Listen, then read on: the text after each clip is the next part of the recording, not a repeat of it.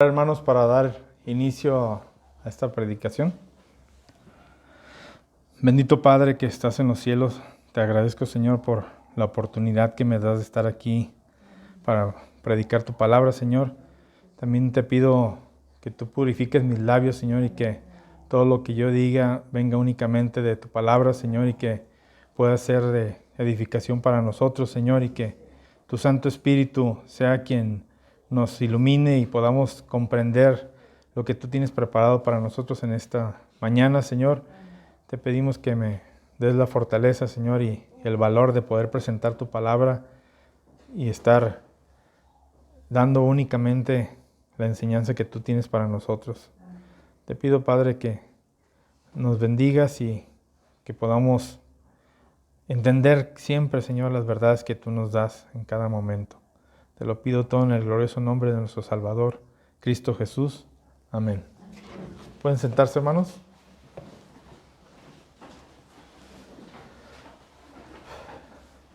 Ya hemos visto que en los primeros 3 versículos del capítulo 7, que la semana pasada se comenzó la predicación con esos versículos, el autor de Hebreos ha ido tomando la historia que viene en Génesis, narrada acerca de Melquisedec, ¿sí? Y él ha usado lo que en este libro se habla o no se habla acerca de Melquisedec y lo ha utilizado de manera muy, muy hábil. Esto es con el fin de hacer la comparación que hay entre la condición de rey sacerdote de Melquisedec con la de nuestro rey y sacerdote Jesucristo. El autor nos dice que Melquisedec es una buena figura de Cristo porque podría decirse de él que es sacerdote del rey, del Dios Altísimo. Recibió de Abraham los diezmos y eso evidencia la superioridad que tiene él sobre Abraham. También su nombre, recordemos que nos representa en esencia su reinado y decíamos que es rey de justicia y rey de paz. El nombre de Melquisedec. El hecho de que en las Sagradas Escrituras no se nos mencionan los padres de Melquisedec y no se hace mención al nacimiento o a la muerte de Melquisedec, lo hace un candidato muy apto para representar a Cristo en el reinado eterno de Cristo, en el sacerdocio eterno también. Y ahora en los versículos 4 al 10, el autor nos va a explicar usando el tema de los diezmos que Abraham le dio a Melquisedec y de la bendición que Abraham profirió de Melquisedec hacia Abraham para demostrar la superioridad de del sacerdocio de Melquisedec y por ende el sacerdocio de Cristo, sobre todo el sacerdocio levítico. El tema de los sermones que hemos visto en los últimos domingos es el orden del sacerdocio de Cristo. Y el título de este sermón es Argumentos a favor de la grandeza de Melquisedec. Y como vimos, la lectura, la última que hicimos fue Hebreos capítulo 7 del 4 al 10. Vamos a dividir está dividido en 4 partes, que es la primera, la grandeza reconocida por Abraham. La segunda es bendecidos por alguien no contado en su pueblo. El mayor bendice al menor. La tercera es diezmos al que vive. Y la última parte, la 4, el que es superior a todos. Y vamos a comenzar con la 1, que es la grandeza reconocida por Abraham. Y vemos el versículo 4 de este texto. La palabra de Dios dice: considerad pues cuán grande era a quien aún Abraham, el patriarca, dio diezmos del botín. Considerad es una palabra que el autor usa para llamar la atención a los lectores para que vean con mucho cuidado la importancia de lo que ha dicho sobre la superioridad del sacerdote Melquisedec. Pues siendo que en el Salmo 110, que fue el que leímos también, dice que el Señor de David es sacerdote del orden de Melquisedec. Entonces es preciso mirar con detalle el significado del sacerdocio de este singular personaje de Melquisedec. Los lectores judíos se sorprendieron al leer el libro de Hechos y porque entendieron algunas cosas que ya estaban escritas en el Antiguo Testamento y que ellos no habían comprendido. Las leían pero no las alcanzaban a entender hasta leer estos párrafos. ¿Y cuál es la importancia de los diezmos? ¿Por qué fue importante el hecho de que Abraham le haya entregado los diezmos a Melquisedec para resaltar o para demostrar la superioridad de éste? Los diezmos, como institución de la ley de Israel, se establecen a fin de sustentar el ministerio de los sacerdotes y de los levitas. 11 tribus, recuerden, 11 tribus de las de Israel recibieron su heredad o su parte de las tierras de Canaán prometidas a Abraham y a su descendencia. Pero la tribu de Leví no recibió nada, no recibió heredad, no compartió parte de las tierras. ¿Por qué? Porque a ellos les fue dicho que Dios mismo era su heredad. Entonces tenían un privilegio superior a los demás. Los demás recibieron cosas terrenales, cosas materiales, pero ellos, la heredad de la tribu de Leví era Dios mismo. Y esto fue debido al trabajo que ellos iban a desarrollar o iban a llevar a cabo tanto en el tabernáculo como en el templo. Entonces, en retribución a ese servicio, esas tribus tenían ese beneficio que era por parte de toda la nación, de las otras 11 tribus. Las personas de todas las tribus estaban obligadas a dar los diezmos de lo que ganaban para el sostenimiento de los sacerdotes y de los levitas. ¿Sí? Si vamos a nuestras Biblias en Números 18, 20, 21 y el 24, la palabra de Dios dice: y Jehová dijo a Aarón, de la tierra de ellos no tendrás heredad, ni entre ellos tendrás parte. Yo soy tu parte y tu heredad en medio de los hijos de Israel. Y he aquí, yo he dado a los hijos de Leví todos los diezmos en Israel por heredad, por su ministerio, por cuanto ellos sirven en el ministerio del tabernáculo de reunión, porque a los levitas he dado por heredad los diezmos de los hijos de Israel, que ofrecerán a Jehová en ofrenda. Por lo cual les he dicho, entre los hijos de Israel no poseerán heredad. Toda la nación de Israel debía pagar el impuesto a Dios, que era el dueño real de la tierra prometida. Pero Dios recibía estos diezmos a través de la tribu de Leví, lo cual se convertía en un honor para ellos, pues ellos actuaban en el nombre de Dios. Ellos estaban representando a Dios en medio del pueblo. El hecho de recibir los diezmos, que en el fondo eran para Dios, dignificaba de manera especial a esta tribu, por encima de las otras. Era una dignidad muy grande estar representando a Dios para una tribu. Los lectores judíos de la carta de Hebreos estaban muy relacionados con estos conceptos, con estos temas de los diezmos y de las tribus y de todo esto. Ellos mismos tenían gran estima hacia los sacerdotes y hacia los levitas, si lo vemos en muchas partes de las Escrituras donde se habla de ellos. Porque ellos trabajaban en el templo, ellos administraban todas las cosas que eran del tabernáculo y de todo lo que era referente a la adoración a Dios. El reconocimiento de esta dignidad que en ellos reposaba, lo cual se expresaba de manera muy clara cuando todas las tribus entregaban los diezmos. Ahora, Abraham, al entregar los diezmos a Melquisedec, estaba reconociendo que éste tenía una dignidad más grande que él. Pero ¿quién era Abraham?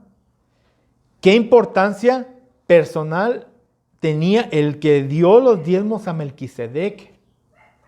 El autor trata de exaltar la grandeza del patriarca, el autor de Hebreos. Pues cuanto más grande sea la gloria del patriarca, más crecerá la gloria de Melquisedec. El autor designa a Abraham como el patriarca. Esto es con el objeto de hacer patente la dignidad que tiene Abraham en el pueblo de Israel. Pero él fue honorable en más alto grado, al haber sido llamado padre de la congregación de Dios. ¿Sí? Abraham entre los judíos es considerado como el patriarca principal. Todos lo reconocían como el padre de la nación, como la estrella más brillante de toda la historia de ellos. Cuando un judío o un buen judío moría, todos tenían la idea de que iba a morar al seno de Abraham. Y así nos lo hace ver nuestro Señor Jesucristo cuando habla acerca de la historia del rico y Lázaro. Si recuerdan en Lucas 16:23, búsquenlo en sus Biblias. Nuestro Señor dice en la palabra de Dios: y en el Hades alzó sus ojos, estando en tormento, y vio de lejos a Abraham y a Lázaro en su seno. Está hablando del seno de Abraham, por ser de una posición muy honorable Abraham para el pueblo de Israel. Cuando los judíos escucharon decir a Jesús que el que creyera en él no iba a morir, comenzaron luego a atacar a Jesús, a reclamarle. Y le decían que como si la persona más importante para ellos, que era Abraham, había muerto. Y se lo hacen ver en Juan 8:53. Dice: ¿eres tú acaso mayor que nuestro padre Abraham, el cual murió? Y los profetas murieron. ¿Quién te haces a ti mismo? Le están reclamando a Cristo, como diciendo que cómo podía ofrecer la vida a él, si el padre Abraham, que era lo más grande, había muerto. Los judíos se consideraban linaje de Abraham, y eso era uno de sus mayores orgullos que tenían, el pertenecer al linaje de Abraham. A Jesús le reclamaron diciendo que ellos no eran esclavos de nadie, que nunca lo habían sido. En Juan 8:33 le respondieron: linaje de Abraham somos y jamás hemos sido esclavos de nadie. ¿Cómo dices tú, seréis libres? Y en el 39 dice: respondieron y le dijeron: nuestro padre es Abraham. Jesús les dijo: si fueses hijos de Abraham, las obras de Abraham haríais. También en Hechos 13:26 vemos que dice: varones hermanos, hijos del linaje de Abraham, y los que entre vosotros teméis a Dios, y los que entre vosotros teméis a Dios, a vosotros es enviada la palabra de esta salvación. Es muy usual que en el Antiguo Testamento, cuando Dios hablaba a los patriarcas, hacía referencia como que era el Dios de Abraham. Si vamos en uno de los ejemplos en Hechos 7:32, hace referencia a un versículo del Antiguo Testamento: yo soy el Dios de tus padres, el Dios de Abraham, el Dios de Isaac y el Dios de Jacob. Y Moisés, temblando, no se atrevía a mirar. Por lo tanto, el personaje que le dio los diezmos a Melquisedec no fue insignificante, sino el padre de la nación judía. Este fue quien consideró de mayor dignidad que él al mismo rey, al misterioso rey sacerdote que se le presentó. Abraham, que era el más alto, el más grande que todos los demás del pueblo de Israel, era sin embargo inferior a Melquisedec. Por lo tanto, Melquisedec ocupaba el lugar más elevado o el sitio de más honor en el pueblo de Israel. Y tiene que ser considerado como superior a todos, y no nomás a los israelitas, sino también a los levitas. Abraham era un hombre grande, un príncipe de Dios, y fue llamado amigo por Dios mismo. Pero en el relato de la entrevista que tuvo con Melquisedec, él ni siquiera se sintió como que fuera mayor a Melquisedec y no tuvo ninguna restricción para entregarle los diezmos. Y él reconoció que Melquisedec era mayor que él, a pesar de que pudiera ser contradictorio a las mentes de los judíos, de los israelitas. Y vemos el versículo 5 dice: ciertamente los que de entre los hijos de Leví recibieron el sacerdocio tienen mandamiento de tomar del pueblo los diezmos según la ley, es decir, de sus hermanos, aunque estos también hayan salido de los lomos de Abraham.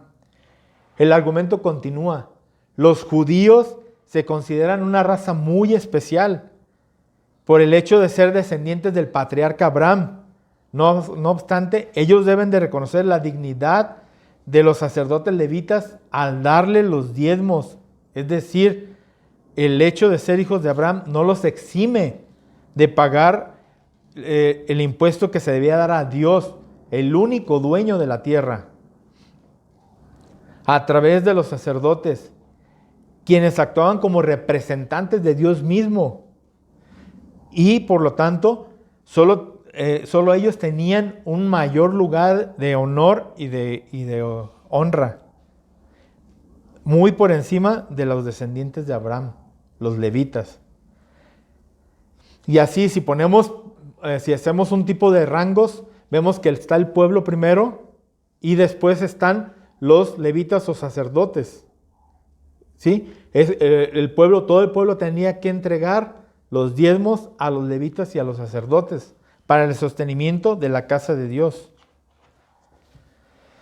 No obstante, Abraham, el padre de quien proceden los israelitas y levitas, reconoció como superior a él a Melquisedec, un sacerdote que venía de otra raza, de otra clase, un sacerdote gentil. Y como dice Calvino, Melquisedec, sin excepción, ocupaba el lugar más elevado, de suerte que todos sus inferiores a él. Entonces la jerarquía quedaría así. Primero el pueblo, por encima del pueblo estarían los levitas, pero por encima de ellos Melquisedec, el sacerdote rey, a quien Abraham, el padre de todos los que mencionamos, le entregó los diezmos sin siquiera titubear. Le entregó los diezmos porque lo reconocía como superior a él. Y pasamos al punto número 2, que es bendecido por alguien no contado en su pueblo. El mayor bendice al menor. Los versículos 6 al 7 dicen: pero aquel cuya genealogía no es contada de entre ellos, tomó de Abraham los diezmos y bendijo al que tenía las promesas. Y sin discusión alguna, el menor es bendecido por el mayor. El autor de Hebreos se esfuerza constantemente por recordar a los lectores la grandeza de Abraham, porque entre más grande se presente Abraham, mayor será la superioridad que tendrá Melquisedec.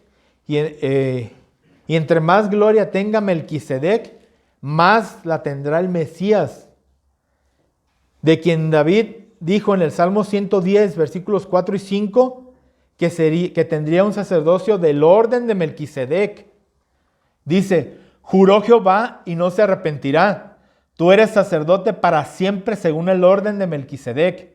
El Señor está a tu diestra, quebrantará a los reyes en el día de su ira.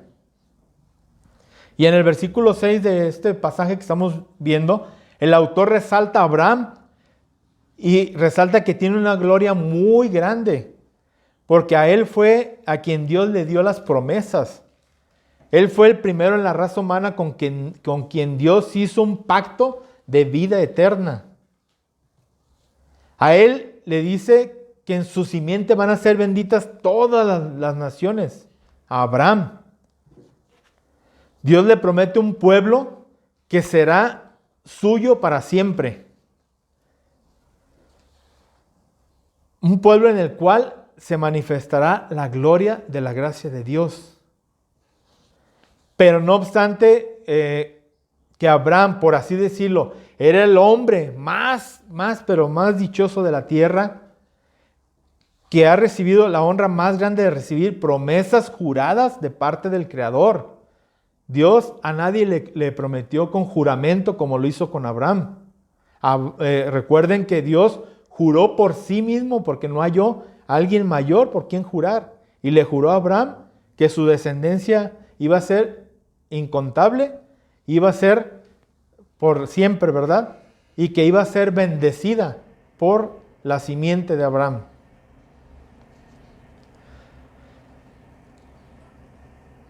Por lo tanto, cuando Abraham no solo se sometió al asunto de los diezmos, sino que recibió la bendición que le dio el sacerdote rey, a pesar de haber recibido Abraham grandes promesas de parte de Dios, él aún así se sometió a la bendición que le dio este sacerdote rey. ¿Sí? Aunque ahora dice, cuando el autor dice que Melquisedec bendijo al que tenía las promesas, está usando un término que hace referencia a una oración solemne, mediante la cual aquel que está investido de algún elevado y algún público honor, presenta ante Dios a los hombres que están ocupando los puestos de confianza bajo su ministerio. O sea, es una bendición que es muy solemne la que está haciendo Melquisedec para con Abraham. Aunque nosotros como creyentes podemos orar unos por los otros y podemos darnos mutuas bendiciones, no obstante la bendición de la cual se habla aquí, de que el mayor bendijo al menor, está hablando de un símbolo de autoridad. Está hablando que es una bendición de la cual el menor da el mayor da al menor, así como los padres judíos daban a sus hijos. Si recordamos en las Escrituras cuando Isaac bendijo a Jacob, o cuando Jacob bendijo a sus nietos Efraín y Manasés. Si vamos a Génesis 27:27, la palabra de Dios dice: y Jacob se acercó y le besó, y olió Isaac el olor de sus vestidos y le bendijo diciendo: mira, el olor de mi hijo, como el olor del campo que Jehová ha bendecido. Y el 48:15 dice: y bendijo a José diciendo: el Dios en cuya presencia anduvieron mis padres Abraham e Isaac, el Dios que me mantiene desde que yo soy hasta este día. Pero Jacob no podía usar esta bendición para bendecir a su padre, ¿sí? Porque las bendiciones aquí están hablando o se tratan de unas bendiciones espirituales que son especiales y que requieren de una autoridad mayor. En el caso de la bendición de Melquisedec sobre Abraham, este último Abraham se somete a la bendición que le está dando como si fuera de un padre hacia un hijo. Y recibe la bendición del sacerdote, evidenciando así la superioridad de Abimelec sobre él mismo, sobre el padre de toda la nación judía. En las Escrituras podemos encontrar otro ejemplo que nos hace entender más claramente el por qué Melquisedec asume una posición de autoridad sobre Abraham cuando lo bendice. Se trata de la bendición sacerdotal que encontramos en Números 6 del 22 al 27. Y la palabra de Dios dice: Jehová habló a Moisés diciendo: habla a Aarón y a sus hijos y diles: así bendeciréis a los hijos de Israel, diciéndoles: Jehová te bendiga y te guarde. Jehová haga resplandecer su rostro sobre ti y tenga de ti misericordia. Jehová alce sobre ti su rostro y ponga en ti paz. Y pondrán mi nombre sobre los hijos de Israel y yo los bendeciré. El Señor ordena a los sacerdotes bendecir al pueblo con algunas palabras. Y al final, Dios dice que a quienes ellos bendigan de esta manera, Él los bendecirá. Lo cual nos viene a indicar que la bendición no es de los hombres, sino es directamente de Dios. Aunque un hombre sea el que la diga, finalmente el que da la bendición es Dios. No obstante, el sacerdote tiene un poder delegado para bendecir a los que estaban bajo su cuidado. Y en ese sentido, ellos estaban en un lugar más alto de dignidad y honra a los sacerdotes. El Señor Jesús también bendijo a sus discípulos y de esta misma manera, como demostrando que procede esa bendición de alguien que tiene más autoridad. Y lo vemos en Lucas 24:50. La palabra de Dios dice, y los sacó fuera hasta Betania, y alzando las manos los bendijo. Esto es importante, hermanos, porque el alzar las manos, como lo hacían los sacerdotes, como acostumbraban ellos bendecir al pueblo alzando las manos, con esto estaban indicando que la bendición venía del cielo, venía de Dios, no era algo que ellos estaban otorgándole al pueblo.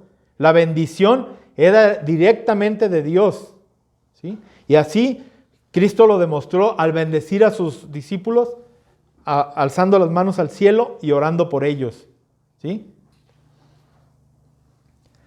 En conclusión, siendo que la bendición sacerdotal era una labor divina, esta evidenciaba un alto honor y dignidad. Por lo tanto, Melquisedec, al darle la bendición a Abraham, asumió una dignidad muy encumbrada. Pero esta dignidad no la asumió de una manera altanera, de una manera arrogante, sino por aquel que lo llamó y lo puso en esa honrosa posición.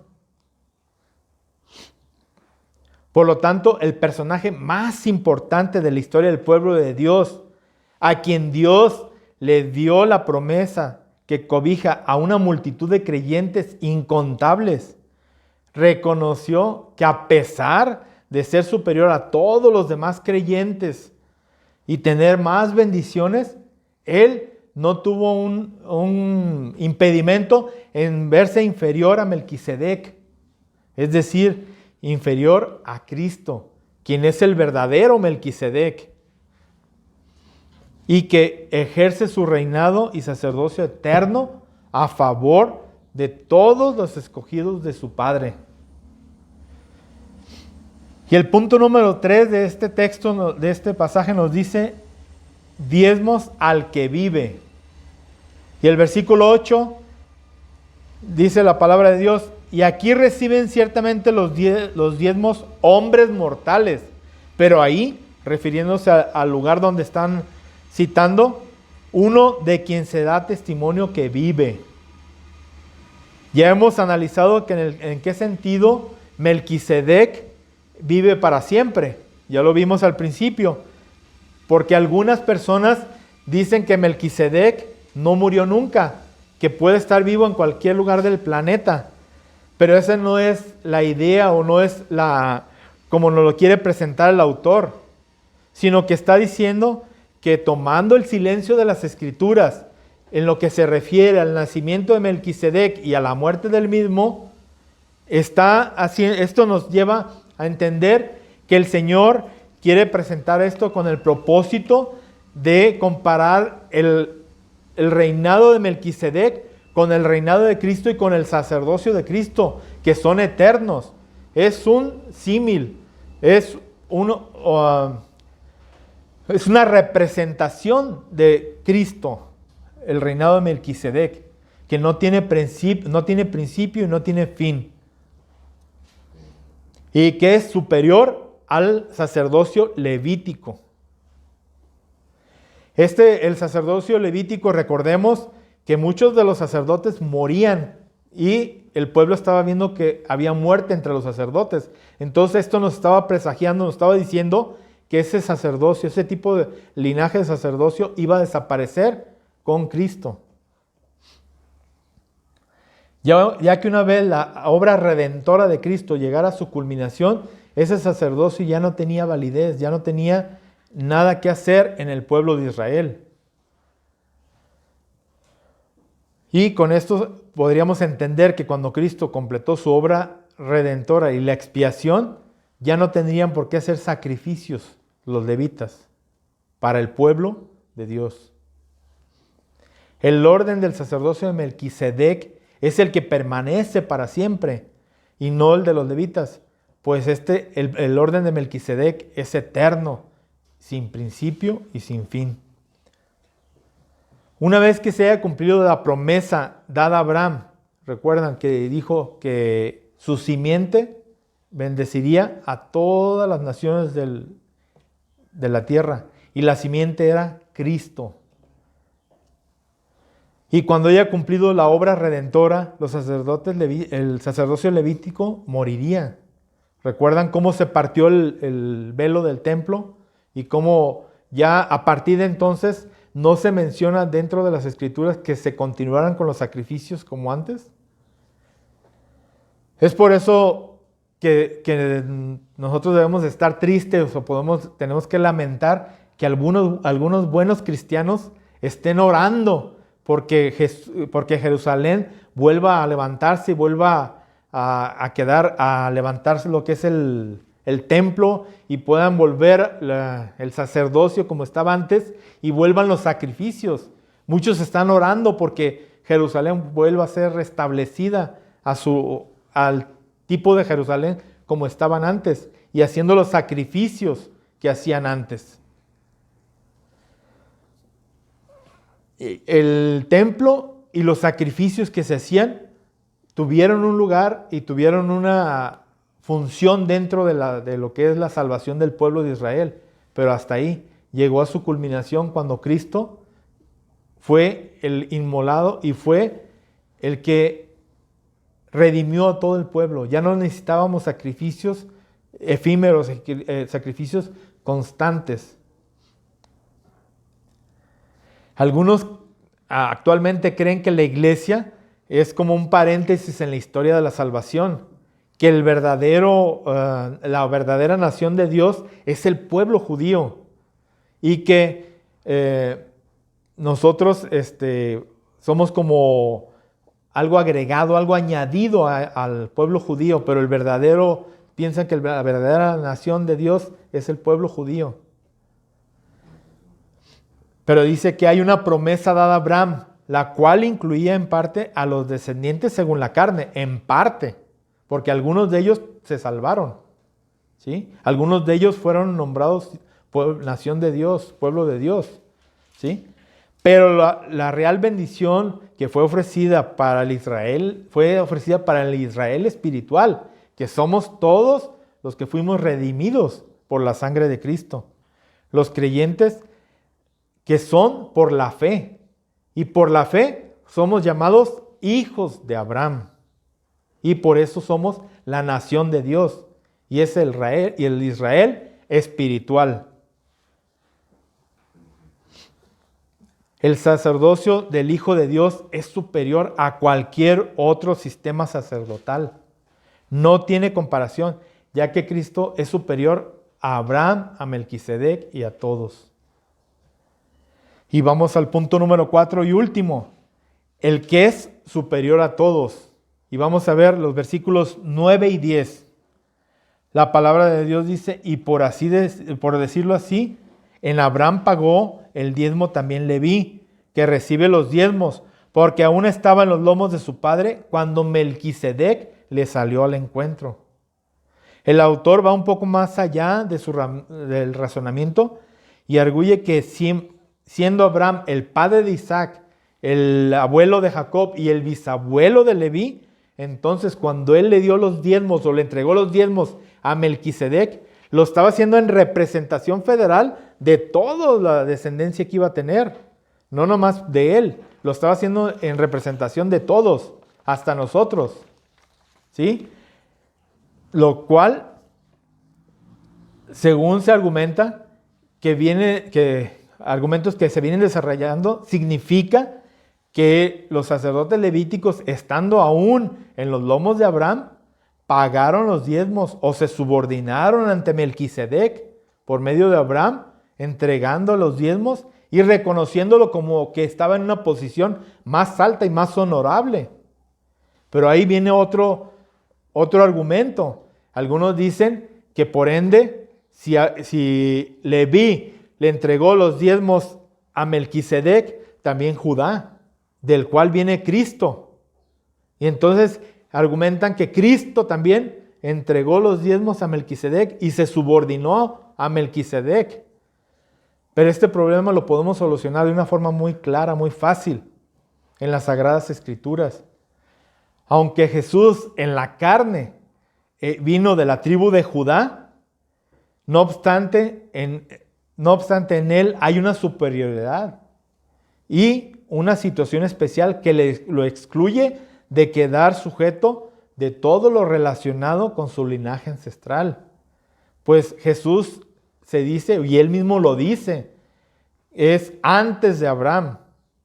Cristo dijo en Juan 8:58, si buscan en sus Biblias, dice, Jesús les dijo, de cierto os digo, antes que Abraham fuese, yo soy.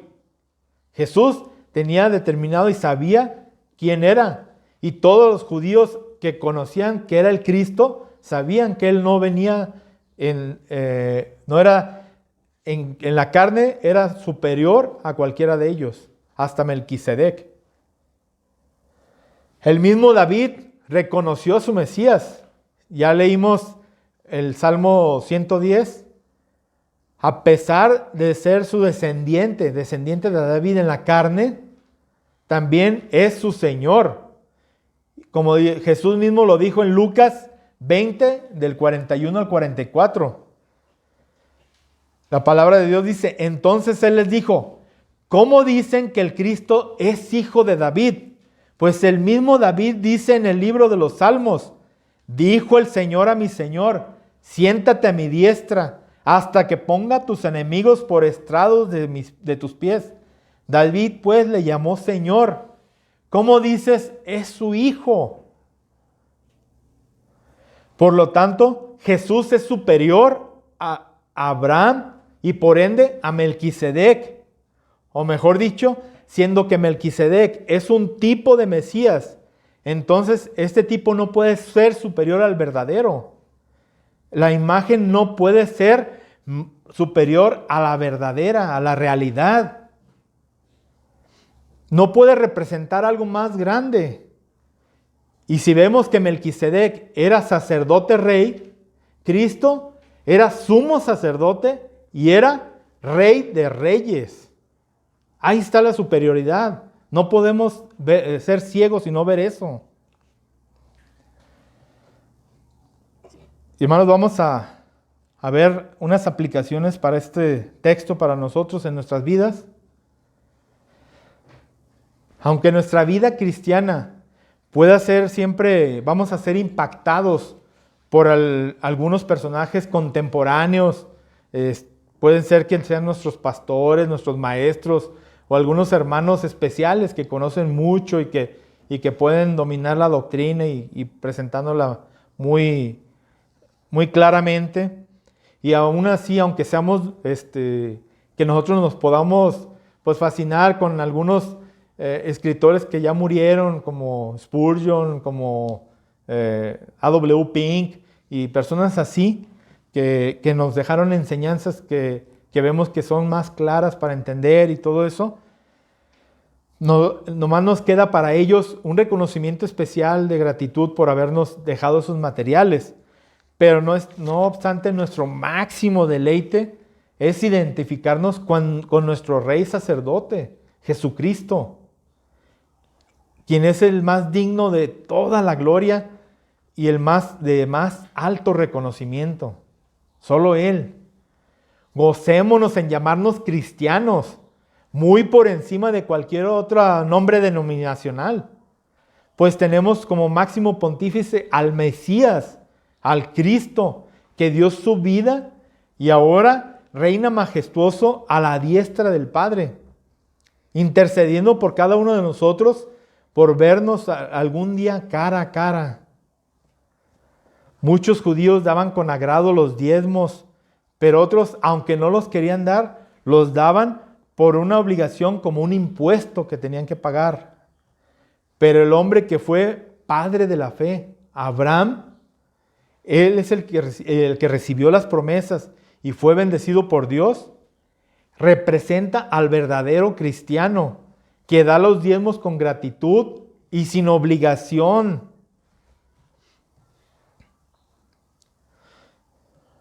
Si aún no había ley cuando Abraham dio los diezmos, con gozo y con humildad, fue agradecido con Dios, dando los diezmos de todo lo que había recibido, como un acto de adoración ante el Dios Altísimo y en presencia de su sacerdote.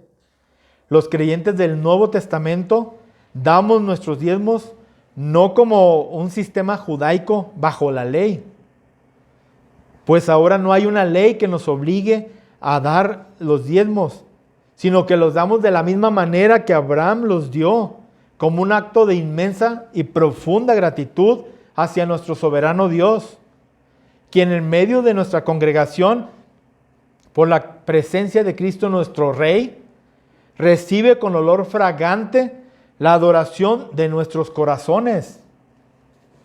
Por lo tanto, cuando traigamos los diezmos a la iglesia, que es la casa de Dios, hagámoslo de la misma manera que lo hizo Abraham.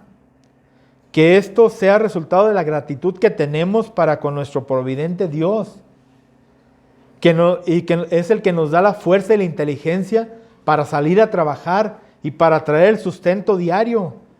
Pero hagámoslo también como un acto de profunda adoración y reverencia ante nuestro Dios Altísimo, en presencia de su sacerdote eterno, Jesucristo, quien nos mira para darnos su eterna bendición, hermanos.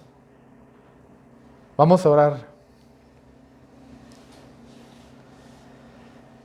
Señor, te pido que nos bendigas y que nos guardes.